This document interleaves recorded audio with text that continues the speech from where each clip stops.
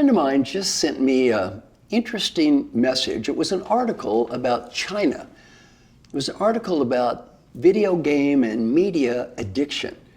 The article said 365 million people in China have a problem with video game or media addiction.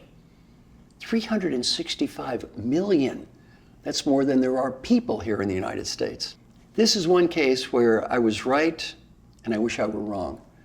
20 years ago, I wrote an article and I said, media addiction will surpass drug addiction and alcohol addiction combined as a social problem within 20 years.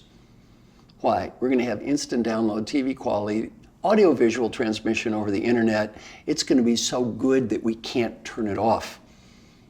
Unfortunately, I think I was correct. The average kid that's flunking out of school in the United States about 55 hours a week on non-academic media.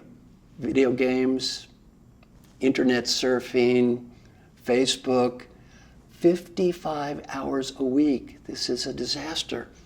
Two things. One, yourself. Start measuring how many hours a day do you spend on non-professional media? How many hours a day do you spend on media that is not really helping anyone? And measure, if you have children, how many hours a day your children spend on this. And again, when you start measuring, you realize how addictive this can become. In life, what's important? You need to be happy, and you also need to find meaning. The problem with media addiction, especially if it's not related to helping others, is it can lead to something I call amusing yourself to death. You're doing something that's amusing, you're doing something that passes time, you're not making the world a better place.